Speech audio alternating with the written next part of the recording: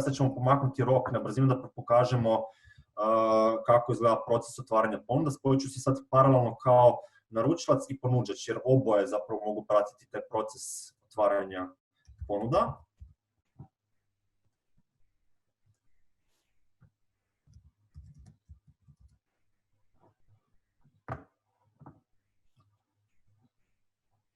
Evo, pomaknuli smo u 13 sati i 1 minutu, znači još mi minuta do otvaranja ponuda. Znači sad to prijaviti u ovom drugom prozoru kao naručilac.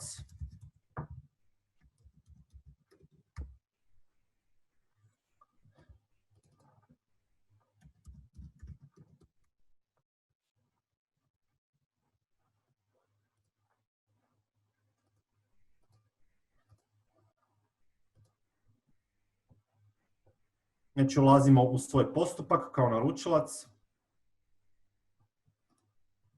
Znači to su ove mašine rezani delovi. Znači do ovog roka za podnošenje ponuda se ponude mogu podnositi, a kada istekne vreme do početka otvaranja, onda se tek otvaraju. Znači moguće da postoji razlika između ova tu dva datuma i vremena.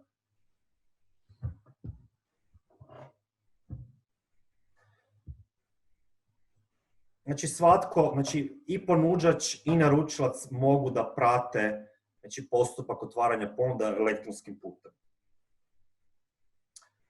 Znači u trenutku kada će se ovo vreme doći do nule, u tom trenutku zapravo, znači neće sad odmah sve biti odjednom gotovo, znači neko vreme zna trajati taj proces, možda, ne znam, minutu, dve, ovisi o situaciji koliko su velike te ponude, jer u tom času imamo taj proces dekriptovanja tih ponuda, njihovih sadržaja, tih dokumenata, tako da to nekad zna biti postupak koji zna trajati malo dulje vremena.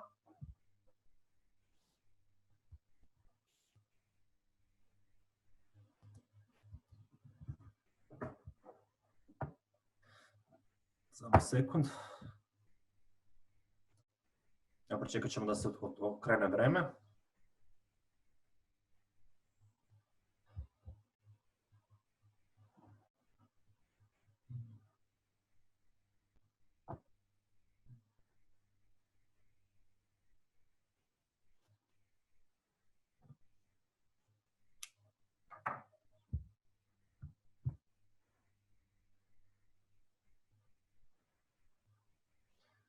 Međuvremeno vidim da ima puno pitanja, ne znam da li ćemo stići baš adresirati većinu njih.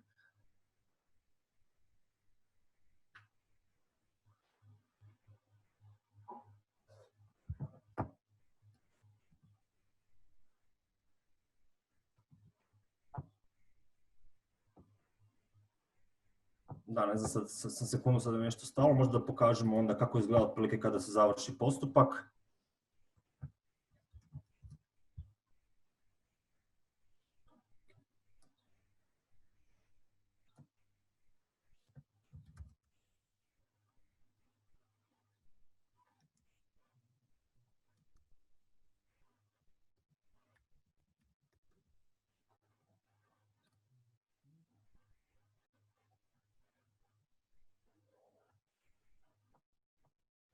Znači možemo pokazati nekakav postupak koji ima otvorene ponude, da ne čekamo da se ovo završi, koji ima nekakve već ponude podnete.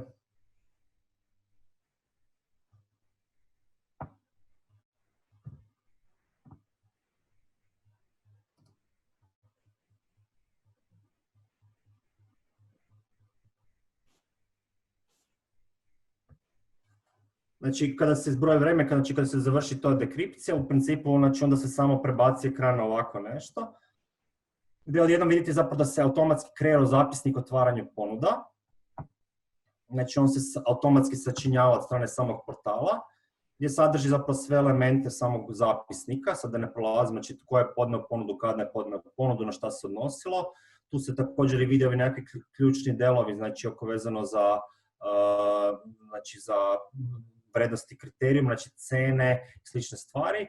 I uz to također se mogu preuzeti, znači od strane naručioca, obrasci ponude, celokupna ponuda, također u slučaju kad nemamo e-katalog se može pogledati njega, a ponuđači s druge strane mogu preuzeti samo obrazac ponude drugih ponuđača i taj zapisnik. Znači vide sličnu stvar, ali ne mogu naravno preuzeti u ovoj fazi celokupnu ponudu, to nije moguće, nego samo mogu napraviti uvide u obrasce ponude drugih ponuđača.